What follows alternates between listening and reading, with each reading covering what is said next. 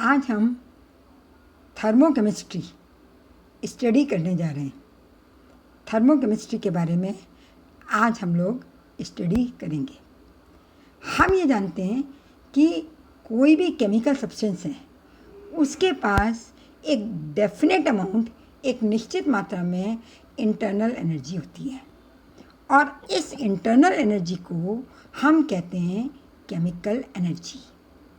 ये chemical energy या रासायनिक ऊर्जा दूसरे विभिन्न प्रकार की ऊर्जाओं में परिवर्तित की जा सकती है, जैसे ऊष्मा ऊर्जा।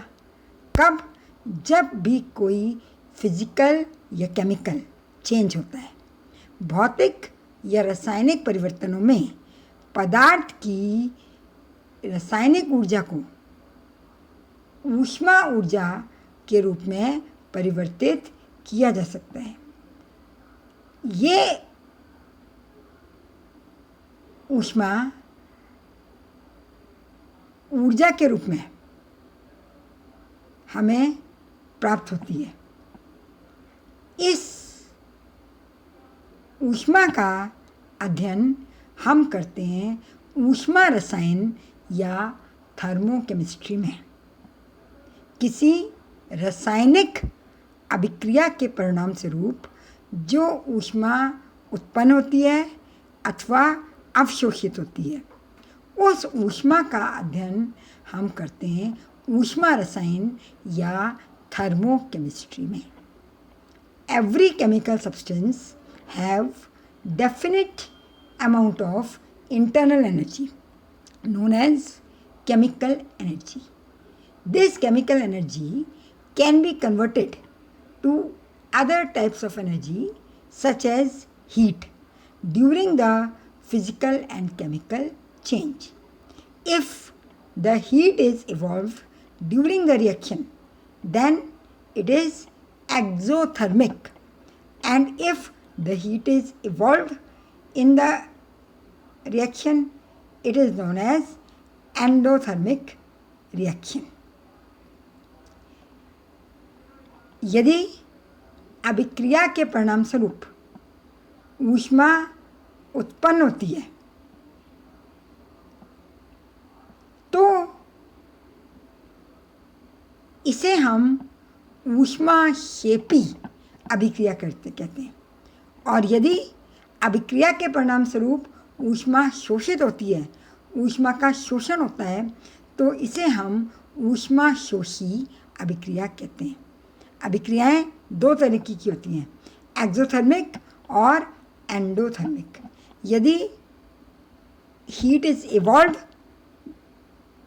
then it is known as exothermic, and if heat is absorbed then it is known as endothermic reaction.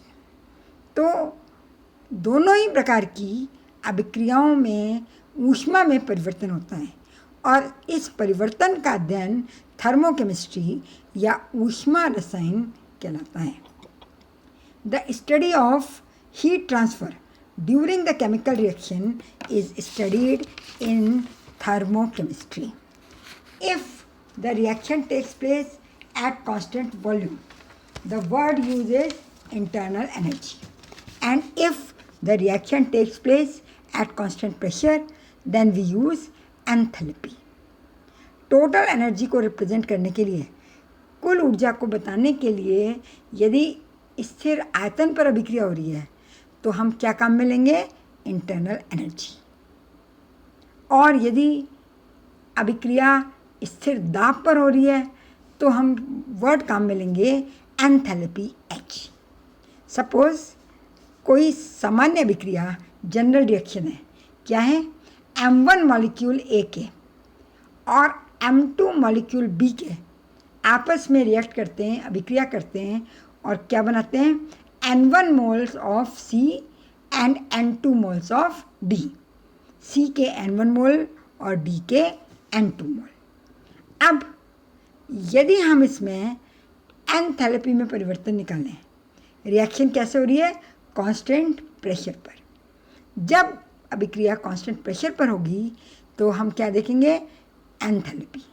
यदि हम डेल्टा H एंथैल्पी ज्ञात करना चाहें तो कैसे होगा, क्या होगा, डेल्टा एच किसके बराबर होगा, प्रोडक्ट की कुल enthalpy minus total enthalpy of reactant, reactant की टोटल एंथैल्पी के बराबर होगा। अब डेल्टा एच प्रोडक्ट, प्रोडक्ट यानी उत्पाद, N1 HC, HC क्या है, C की enthalpy plus N2 HD, HD enthalpy of D bracket में minus M1 HA plus M2 HB, ये किसके बराबर होगा, डेल्टा H एंथैल्पी में होने वाला परिवर्तन। अब इसमें हमारे पास 3 केस हो सकते हैं। पहले स्थिति है जब अभिकारक की और उत्पाद की कुल एंथैल्पी आपस में बराबर हो, यानी उत्पाद की एंथैल्पी, कुल एंथैल्पी और अभिकारक की कुल एंथैल्पी आपस में बराबर हो, तो क्या हो जाएगा, डेल्टा एच का मान 0 हो जाएगा। इसका मतलब क्या हुआ कि इस प्रकार की अभिक्रिया में ना तो ऊष्मा का शोषण होगा और ना ही ऊष्मा का उत्सर्जन होगा। ऐसी अभिक्रियाएं ताप निरपेक्ष अभिक्रियाएं कहलाती हैं। ऐसी अभिक्रियाओं को हम क्या कहते हैं, ताप निरपेक्ष अभिक्रिया। If the total enthalpy of product is equal to the total enthalpy of reactant, then delta H is equal to 0. That is, neither heat is absorbed nor evolved in the reaction. Such reactions are temperature independent reaction. दूसरा case क्या है, जब product की कुल enthalpy reactant की कुल enthalpy से ज़्यादा हो, उत्पाद की कुल एंथैल्पी अभिकारक की कुल एंथैल्पी से ज़्यादा हो। इस केस में क्या होगा, डेल्टा एच का मान धनात्मक होगा, डेल्टा एच इज़ पॉजिटिव। तो डेल्टा एच का मान धनात्मक होगा, यानी इन अभिक्रियाओं में ऊष्मा का शोषण होगा, यानी ये कैसी अभिक्रियाएं होंगी, ऊष्मा शोषी या एंडोथर्मिक। तीसरा केस, अब यदि उल्टा हो, यानी अभिकारक की कुल एंथैल्पी उत्पाद की कुल एंथैल्पी से ज़्यादा हो, enthalpy of reactant is greater than total enthalpy of product, यानी अभिक्रिया के परिणाम स्वरूप एंथैल्पी में कमी आई, तो क्या होगा, डेल्टा एच का मान नेगेटिव होगा। These reactions are exothermic. Delta H का मान नेगेटिव होगा, मतलब इस प्रकार की अभिक्रियाओं में ऊष्मा बाहर निकलेगी। ऐसी अभिक्रियाओं को हम कहते हैं ऊष्माक्षेपी अभिक्रियाएं या exothermic reaction. Now we come to thermochemical equation. ऊष्मा रासायनिक समीकरण क्या है? ऊष्मा रासायनिक समीकरण, हम ये जानते हैं कि यदि किसी रासायनिक अभिक्रिया में ऊष्मा परिवर्तन का भी ज्ञान होता हो तो हम उसे कहते हैं ऊष्मा रसायन समीकरण या थर्मोकेमिकल इक्वेशन। ऐसा यूनिट में हम हीट चेंज को जूल या किलो जूल से व्यक्त करते हैं। Chemical reaction which also indicate heat change in the reaction is known as thermochemical equation. The SI unit of heat change is joule और किलोजूल। किस तरीके से? सपोज कोई केमिकल रिएक्शन लिखी हमने, एग्जाम्पल K ब्रैकेट में S means solid, potassium solid plus half O2G G indicate gas plus half H2 G hydrogen, half mole of hydrogen gas plus AQ excess of water is equal to KOH aqueous. KOH का aqueous solution या KOH का जलीय विलयन, और इसके साथ में ही लिखा है delta H is equal to -487.44 kilo joule. इसका क्या मतलब हुआ? इसका मतलब हुआ कि जब ठोस पोटेशियम ऑक्सीजन के आधे मोल और हाइड्रोजन के आधे मोल से अभिक्रिया करके KOH बनाएगा और वो KOH पानी में घुलेगा तो 487.44 किलो जूल एनर्जी उत्पन्न होगी, लिबरेट होगी। ऐसी रिएक्शन को हम कहते हैं एक्सोथर्मिक रिएक्शन। जिन अभिक्रियाओं में डेल्टा H का मान नेगेटिव होगा वो एक्सोथर्मिक, और जिनमें डेल्टा H का मान पॉजिटिव होगा वो कैसी होंगी? एंडोथर्मिक या ऊष्माशोषी। इसी तरीके से sulphur monoclinic plus O2 gas is equal to SO2 gas. इसके लिए delta H is equal to -300 kilo joule. इसी तरीके से अगर हम आगे देखें तो सल्फर ऑर्थोरोम्बिक विषम लंबांश plus oxygen gas is equal to SO2 gas. इसके लिए डेल्टा H का मान -297.5 किलो जूल। इन सब अभिक्रियाओं में हम क्या देख रहे हैं कि अभिक्रिया के साथ साथ ये भी प्रदर्शित हो रहा है कि अभिक्रिया के परिणाम स्वरूप कितनी ऊर्जा शोषित होगी या उत्सर्जित होगी। मतलब साथ साथ में ऊष्मा में होने वाला चेंज भी, परिवर्तन भी दिखाया जा रहा है। ऐसे समीकरणों को हम कहते हैं ऊष्मा रसायन समीकरण या थर्मोकेमिकल इक्वेशन।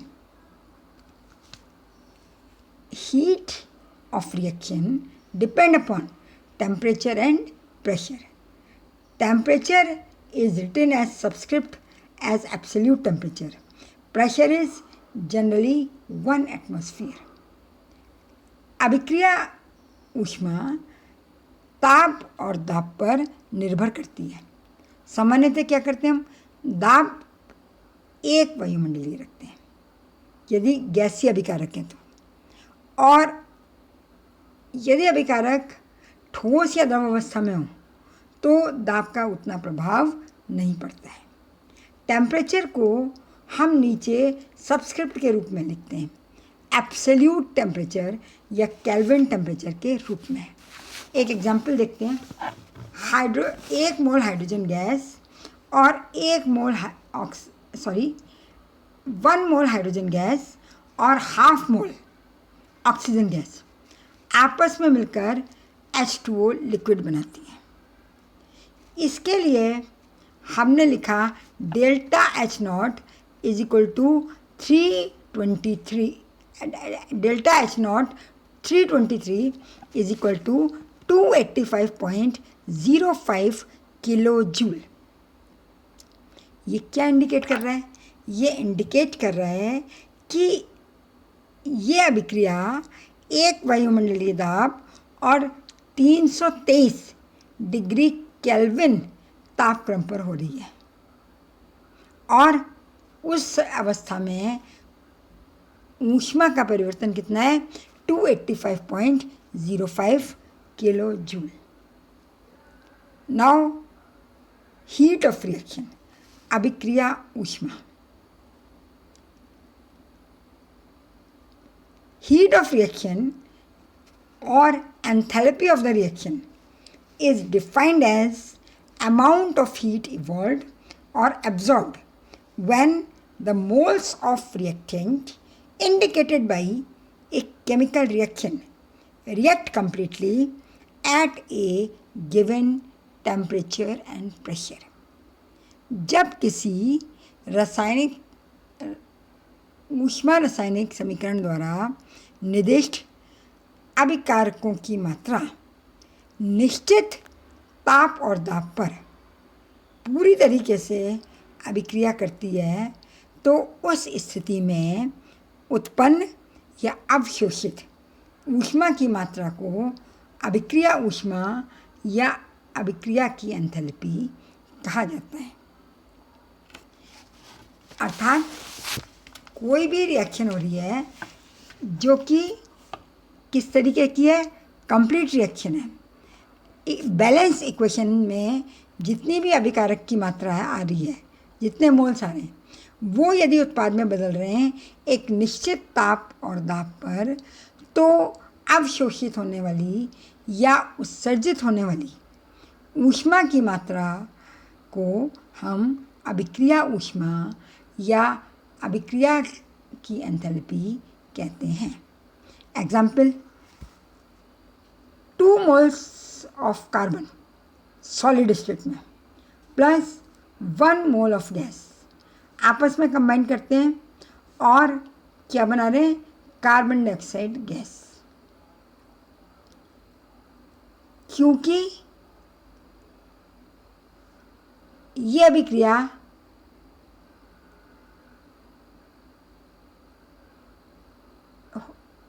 स्थिर आयतन पर भी हो सकती है और स्थिर दाब पर भी हो सकती है, तो इसके लिए ऊर्जा में परिवर्तन डेल्टा ई का मान है -223.47 किलो जूल। अर्थात जब कार्बन डाइऑक्साइड गैस बनेगी तो क्योंकि माइनस का मतलब है ऊष्मा क्षेपी, यानी 1 मोल कार्बन डाइऑक्साइड बनने पर 223.47 किलो जूल ऊष्मा मुक्त होगी। इसी तरीके से हम देखते हैं H2 gas, hydrogen gas plus I2 iodine gas, दोनों के 1-1 मोल आपस में अभिक्रिया करके क्या बना रहे हैं, 2HI हाइड्रोजन आयोडाइड गैस के 2 मोल। यहाँ delta H is equal two plus 52.96 kilo joule, यानी इस अभिक्रिया में 52.96 किलो जूल ऊष्मा शोषित होगी। अब ऐसे कौन कौन से कारक हैं जो कि अभिक्रिया ऊष्मा को प्रभावित करते हैं। अभिक्रिया ऊष्मा को प्रभावित करने वाले कारक, पहला कारक है अभिकारक और उत्पाद की भौतिक अवस्था, physical state of reactants and products. इसको हम उदाहरण से समझ सकते हैं। हाइड्रोजन गैस का 1 मोल आधी मोल, हाफ मोल ऑक्सीजन गैस के साथ मिलकर वाटर बनाता है, किस फॉर्म में, in the form of vapour form में, गैसीय अवस्था में। तो डेल्टा H का मान आता है -241.82 किलो जूल। अब इसी अभिक्रिया में, सेम रिएक्शन में, अगर वाटर मॉलिक्यूल बनता है लिक्विड स्टेट में, द्रव अवस्था में, तो डेल्टा H का मान आता है -285.83 किलो जूल। यानी उत्पाद की भौतिक अवस्था अलग अलग होने से अभिक्रिया ऊष्मा का मान बदल गया।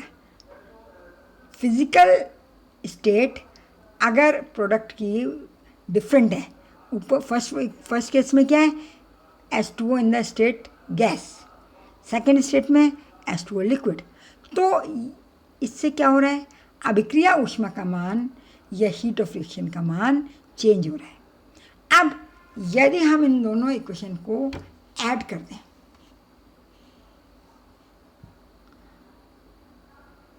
मीन्स इक्वेशन 1 में से इक्वेशन 2 को सब्ट्रैक्ट कर दें, तो क्या आ जाएगा हमारे पास, H2O gas is converted into H2O liquid, और यहाँ पर भी दोनों चीज़ें क्या हो जाएंगी, ये 285.83 में से हम माइनस कर देंगे 241.82 को, तो कितना आ जाएगा हमारे पास 44.01। लेकिन ये दोनों नेगेटिव में हैं, इसलिए हमने नेगेटिव में घटाया, माइनस किया है, इसलिए ये आ जाएगा -44.01 किलो जूल। तो हमने क्या देखा कि प्रोडक्ट की जो फिजिकल स्टेट है उसने हीट ऑफ रिएक्शन को प्रभावित किया। इसी तरीके से इन सिमिलर मैनर एक एग्जाम्पल हम और लेते हैं, सल्फर मोनोक्लिनिक, सल्फर एकांताक्षी प्लस ऑक्सीजन गैस, क्या बनाया, sulphur dioxide gas. Delta H की वैल्यू -297.5 किलो जूल। इसी तरीके से सल्फर ऑर्थोरोम्बिक, सल्फर विषम लंबाक्षी plus oxygen gas is equal to SO2 gas. यहाँ क्या है, उत्पाद की भौतिक अवस्था तो समान है, डेल्टा एच का मान है यहाँ -300.0 किलो जूल, लेकिन अभिकारक की भौतिक अवस्था अलग अलग है, रिएक्टेंट की फिजिकल स्टेट डिफरेंट है। फर्स्ट वन में क्या है, सल्फर एकांताक्षी, सल्फर मोनोक्लिनिक, और दूसरे में क्या है, सल्फर ऑर्थोरोम्बिक। अब यदि हम इक्वेशन 1 में से इक्वेशन 2 को माइनस कर दें तो क्या होगा, sulphur monoclinic is equal two sulphur orthorhombic -297.5 -300 kilo joule. That means 300 किसका हो जाएगा, प्लस का, तो 300 में से 297.5 माइनस कर देंगे तो it will be +2.5 kilo joule. It will be +2.5 kilo joule. ये क्या दर्शाता है, ये इंडिकेट करता है, ये दर्शाता है कि यदि हम सल्फर एकांताक्ष को सल्फर विषम लंबाक्ष में बदलना चाहते हैं तो हमको 2.5 किलो जूल एनर्जी देनी पड़ेगी, ऊष्मा देनी पड़ेगी। If sulphur monoclinic has to be converted into sulfur rhombic 1 mole, then we have to give 2.5 kilojoule energy per mole, 1 मोल के लिए। That is delta H is equal to plus 2.5 kilo joule. अब second factor, ये तो पहला कारक था, अभिकारक और उत्पाद की भौतिक अवस्था जो कि अभिक्रिया ऊष्मा को प्रभावित करता है। दूसरा कारक है कि कोई अभिक्रिया कांस्टेंट प्रेशर पर हो रही है या कांस्टेंट वॉल्यूम पर हो रही है। Reaction taking place at constant pressure और कांस्टेंट वॉल्यूम। यदि अभिक्रिया को निश्चित दाब पर कराया जाता है तो अभिक्रिया ऊष्मा का मान अलग आएगा, और यदि उसी अभिक्रिया को निश्चित आयतन पर कराया जाता है तो अभिक्रिया ऊष्मा का मान अलग आएगा। इसका क्या मतलब अर्थ निकला कि अभिक्रिया ऊष्मा का मान इस बात पर भी निर्भर कर रहा है कि अभिक्रिया कांस्टेंट वॉल्यूम पर हो रही है या अभिक्रिया कांस्टेंट प्रेशर पर हो रही है। कैसे? हम जानते हैं कि delta H is equal to delta E plus P delta V। Delta H enthalpy में परिवर्तन, डेल्टा E आंतरिक ऊर्जा में परिवर्तन, P दाब जो कि कांस्टेंट है, और डेल्टा V डेल्टा V आयतन में परिवर्तन। This is equation number 1। अब ऊष्मा गतिकी के अनुसार according to thermodynamics delta H enthalpy में परिवर्तन, ये किसके बराबर होता है? ये बराबर होता है क्यू पी, स्थिर दाब पर अवशोषित ऊष्मा की मात्रा के, स्थिर दाब पर अवशोषित ऊष्मा की मात्रा के। और डेल्टा ई बराबर क्यू बी, डेल्टा ई किसके बराबर होता है? स्थिर आयतन पर अवशोषित होने वाली ऊष्मा की मात्रा के। अब समीकरण 1 में डेल्टा एच की जगह हम क्या रख सकते हैं? क्यू पी, और डेल्टा ई की जगह हम क्या रख सकते हैं? Q B. तो अब क्या हो जाएगा? Q P is equal to Q V plus P delta V. This is equation number 2। अब हमने माना कि रिएक्टेंट के NR मोल अभिक्रिया में भाग ले रहे हैं और प्रोडक्ट के मोलों की संख्या कितनी हो रही है? NP। VR अभिकारक के अणुओं का वॉल्यूम है, आयतन, और VP उत्पाद या प्रोडक्ट के अणुओं का वॉल्यूम आयतन है। तो P delta V, P constant है और डेल्टा V क्या होगा? VP माइनस VR, उत्पाद के अणुओं का आयतन माइनस अभिकारक के अणुओं का आयतन। इसे हम खोलेंगे तो क्या आ जाएगा? PVP minus PVR। This is equation number 3, समीकरण नंबर 3। अब हम जानते हैं PV किसके बराबर होता है? NRT। तो PVR किसके बराबर हो गया? NRRT। NR क्या है? अभिकारक के कुल मोलों की संख्या। इसी तरीके से PVP किसके बराबर हो गया? NPRT। NP उत्पाद के कुल मोलों की संख्या। तो डेल्टा H कैसे निकालेंगे हम? डेल्टा H बराबर डेल्टा E प्लस PVR की जगह हमने क्या रख दिया? PVP की जगह हमने क्या रख दिया? NPRT माइनस PVR की जगह हमने क्या रख दिया? NRRT। तो delta H is equal to delta E plus, इसमें RT कॉमन है तो क्या बचा? NP minus NR। इस NP माइनस NR को हम कहते हैं delta N RT। Delta N उत्पाद के कुल मोलों की संख्या माइनस अभिकारक के कुल मोलों की संख्या। So delta H is equal to delta E plus delta NRT। This is equation number 6। Delta H की जगह फिर हम रख सकते हैं QP और डेल्टा E की जगह हम रख सकते हैं QV।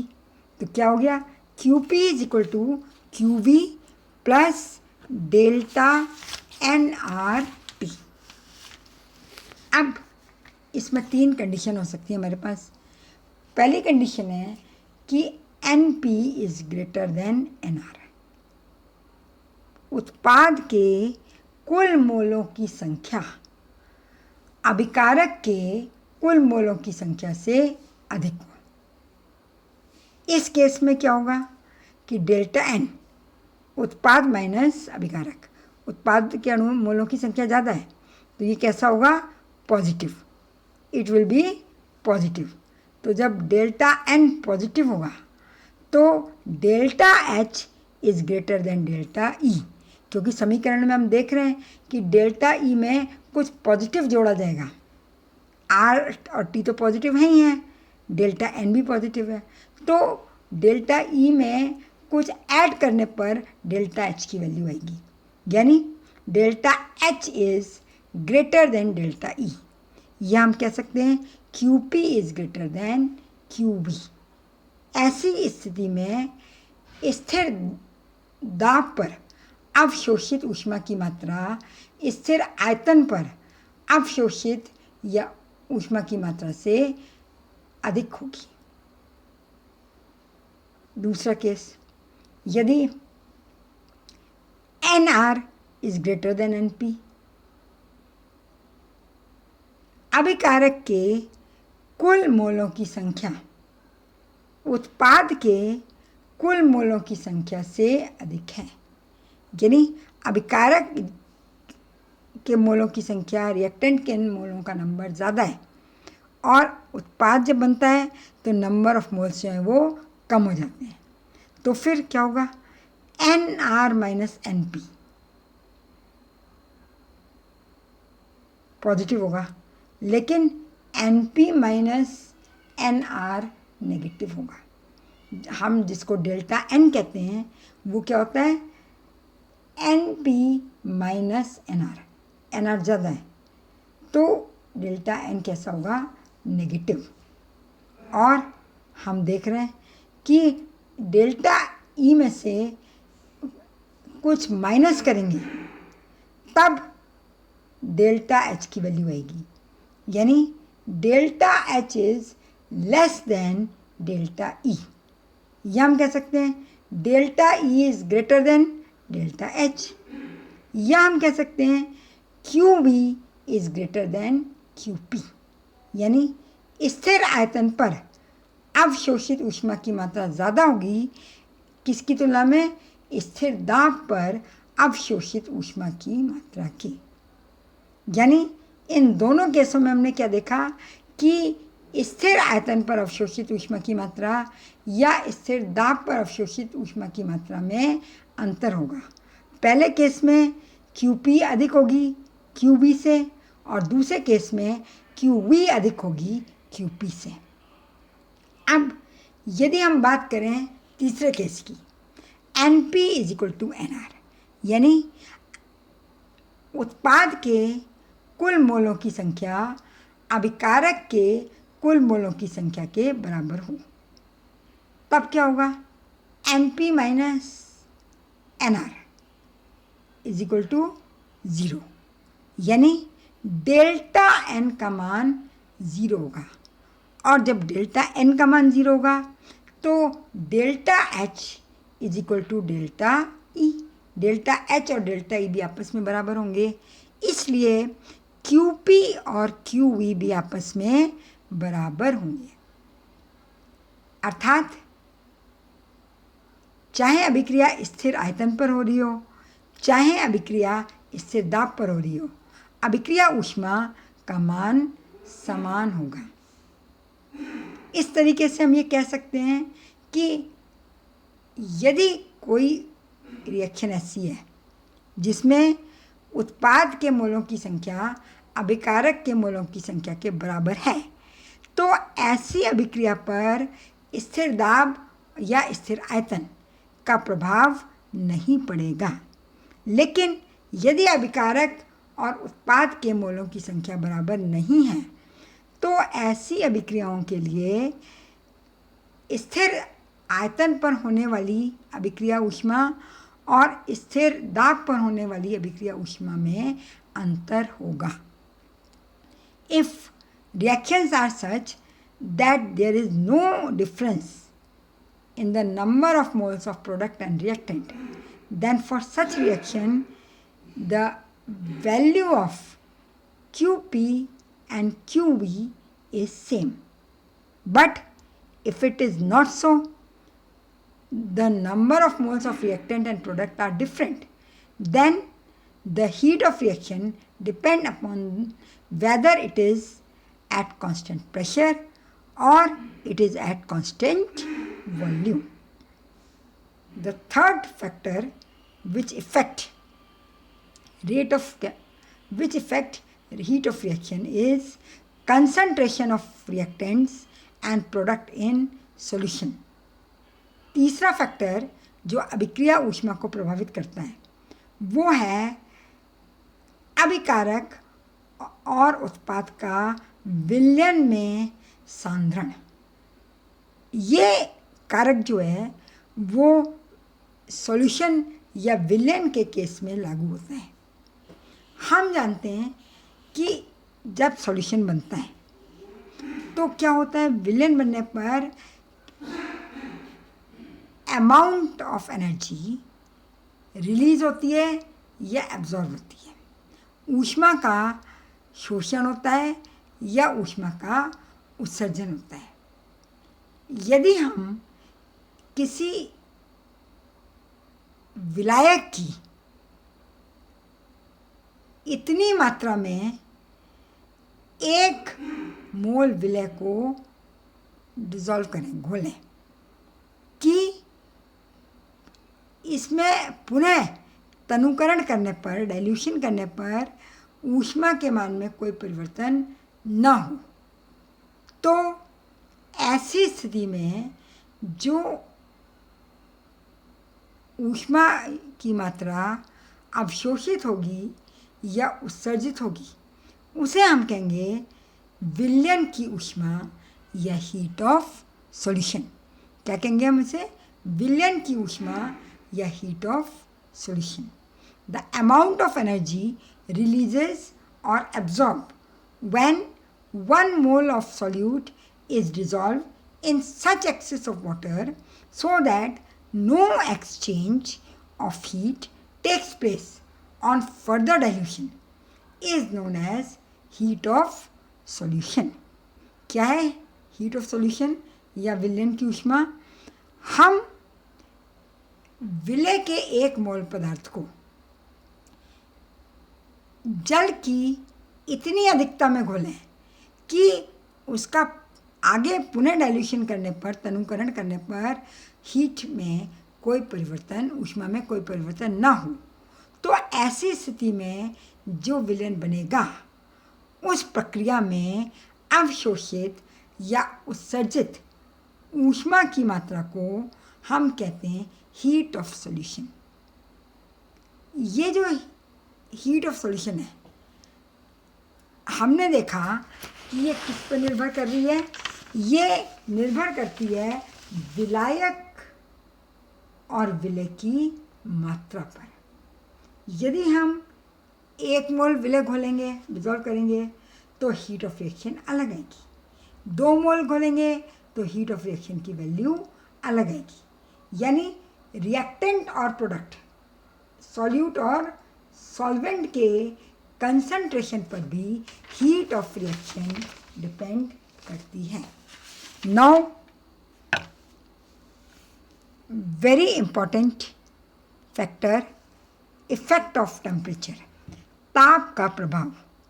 ताप बहुत इंपॉर्टेंट कारक है जो अभिक्रिया ऊष्मा को, हीट ऑफ रिएक्शन को प्रभावित करता है।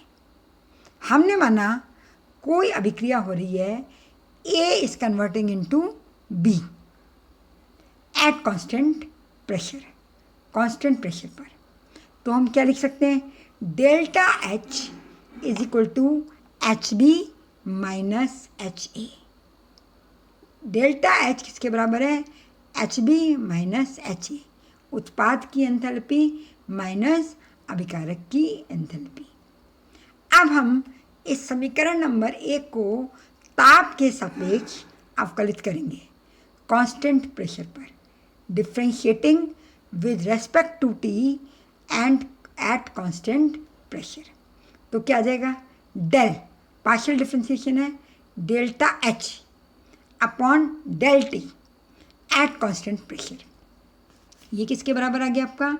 Del delta HB upon delta T at constant pressure minus del delta HA upon delta T at constant pressure. Equation number 2। अब हम जानते हैं कि del partial differentiation of delta HB upon delta T at constant pressure पर ये किसके बराबर होगा? CP। किसकी CP? B की, प्रोडक्ट की, तो CPB। इसी तरीके से minus del partial differentiation of delta HA upon delta del T at constant pressure किसके बराबर होगा? CP। किसकी? A की, CP ऑफ A। तो उत्पाद की एंथैल्पी माइनस अभिकारक की एंथैल्पी, इसको हम कहते हैं delta CP। This is equation number 3। इस इक्वेशन को हम कहते हैं Kirchhoff equation. This is Kirchhoff equation. इसी तरीके से अगर कोई रिएक्शन कांस्टेंट वॉल्यूम पर हो रही है तो हम क्या लिख सकते हैं, delta E is equal to E B minus E A. इसको भी उसी तरीके से अवकलित करेंगे ताप के सापेक्ष, किस पर, कांस्टेंट वॉल्यूम पर, निश्चित आयतन पर, वॉल्यूम कांस्टेंट. तो ये क्या आ जाएगा, del delta E upon del T at constant volume किसके बराबर हो जाएगा, डेल यानी partial differentiation delta E B upon del T at constant volume minus del delta E A upon del T at constant volume. अब क्योंकि volume constant है तो ये टर्म किसके बराबर हो जाएगा, सी वी.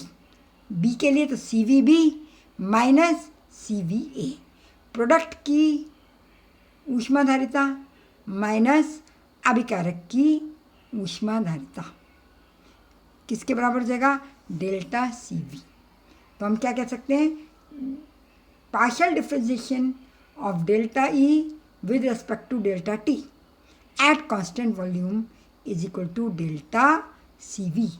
ये भी सिमिलर इक्वेशन है जो कि क्या कहलाएगी, Kirchhoff equation. This is Kirchhoff equation. अब हम जानते हैं कि सी पी जो है, इससे दाब पर ऊष्माधारिता, वो टेम्परेचर रेंज T1 से T2 के बीच में कांस्टेंट रहती है. Cp जो का मान नियत रहता है ताप की परिसीमा T1 से T2 के बीच में. तो हम कैसे लिख सकते हैं इक्वेशन नंबर 3 को, डिफ्रेंसिएशन ऑफ डेल्टा H, कहाँ से कहाँ तक, H1 से H2 तक, is equal to delta C P D T differentiation अवकलन, कहाँ से कहाँ तक, T1 से T2 तक. हमने क्या किया, del H upon del T, तो डेल टी को हम इधर ले आए. तो ये इक्वेशन नंबर 5, समीकरण नंबर 5. अब इसमें पहले वैल्यू रखेंगे अपर लिमिट H2 और फिर माइनस लोअर लिमिट H1. तो ये क्या हो गया, delta H2 minus delta H1. यहाँ पर हमने क्या किया, डेल्टा सी पी क्योंकि कांस्टेंट है T1 से T2 की रेंज में, तो उसको बाहर निकाल दिया और upper limit T2 minus lower limit T1, delta C P T2 minus T1. अब इस समीकरण से हमने डेल्टा सी पी का मान निकाला तो क्या आ जाएगा, delta H2 minus delta H1 upon T2 minus T1, equation number 6, समीकरण 6. यहाँ डेल्टा सी पी क्या है, स्थिर दाब पर ऊष्माधारिता में परिवर्तन. डेल्टा H2 क्या है, T2 ताप पर एंथैल्पी में होने वाला परिवर्तन. और डेल्टा H1 क्या है, T1 ताप पर एंथैल्पी में होने वाला परिवर्तन. अब इस समीकरण से डेल्टा सी पी का मान निकालने के लिए हमें क्या करना पड़ेगा, एक ही अभिक्रिया को दो अलग अलग तापों T1 और T2 पर करवाया जाए. तो T1 ताप पर जो एंथैल्पी में परिवर्तन आएगा वो हो जाएगा डेल्टा H1 और T2 ताप पर जो एंथैल्पी में परिवर्तन होगा वो हो जाएगा डेल्टा H2. हमें डेल्टा H2 और डेल्टा H1 का मान ज्ञात है, T2 और T1 का मान भी ज्ञात है. तो हम डेल्टा Cp स्थिर दाब पर ऊष्माधारिता में परिवर्तन ज्ञात कर सकते हैं. इसी तरीके से हम d डेल्टा ई भी लिख सकते हैं, कहाँ से कहाँ तक, E1 से E2 तक. और ये किसके बराबर होगा, delta C V D T, कहाँ से कहाँ तक, T1 से T2 तक. तो जब हम इसको सॉल्व करेंगे तो डेल्टा सी पी की जगह क्या आ जाएगा, डेल्टा CV, और ये किसके बराबर हो जाएगा, डेल्टा H2 की जगह क्या आ जाएगा, E2 minus delta E1 T2 minus T1। Equation number 7। ये इक्वेशन नंबर 6 और इक्वेशन नंबर 7 भी क्रिकॉफ समीकरण के रूप कहलाते हैं। हम क्रिकॉफ समीकरण को इक्वेशन नंबर 6 और इक्वेशन नंबर 7 के रूप में भी व्यक्त कर सकते हैं। अब next topic is standard heat of reaction. अभिक्रिया की मानक अभिक्रिया ऊष्मा। यदि हम अलग अलग अभिक्रियाओं की अभिक्रिया ऊष्मा की तुलना करना चाहते हैं, if you want to compare heat of different chemical reaction, तो क्योंकि हम जानते हैं कि अभिक्रिया ऊष्मा दाब पर और ताप पर दोनों पर निर्भर कर रही है, तो तुलना करने के लिए हमें दाब और ताप के मान को निश्चित करना पड़ेगा। यदि हमने माना कि कोई अभिक्रिया एक वायुमंडलीय दाब और 298.15 केल्विन ताप पर हो रही है, तो इस अभिक्रिया की जो अभिक्रिया ऊष्मा होगी वो मानक अभिक्रिया ऊष्मा कहलाएगी। यदि कोई अभिक्रिया एक वायुमंडलीय दाब और 298.15 केल्विन ताप पर हो रही है, तो उस अभिक्रिया की अभिक्रिया ऊष्मा को हम मानक अभिक्रिया ऊष्मा कहते हैं। The heat of the reaction when the temperature is 1 atmosphere and the heat of the reaction when the pressure is 1 atmosphere and the temperature is 298.15 Kelvin, then it is known as standard heat of reaction। और इस standard heat of reaction या मानक अभिक्रिया ऊष्मा को हम कैसे represent करते हैं, इसको हम प्रदर्शित करते हैं डेल्टा H0। नीचे सबस्क्रिप्ट में हम लिखेंगे 298.15 यानी 25 डिग्री सेंटीग्रेड, और या फिर 298.15 की बजाय हम खाली 298 भी लिख सकते हैं, यानी डेल्टा H0 और नीचे क्या 298। इसको हम कहेंगे स्टैंडर्ड हीट ऑफ रिएक्शन या अभिक्रिया की मानक अभिक्रिया ऊष्मा। और जब भी हम कहीं इसे कोट करते हैं तो हम इसे डेल्टा H0 298 यानी स्टैंडर्ड हीट ऑफ रिएक्शन के रूप में ही व्यक्त करते हैं। This is all about standard heat of reaction, अभिक्रिया की मानक अभिक्रिया ऊष्मा। Thank you so much.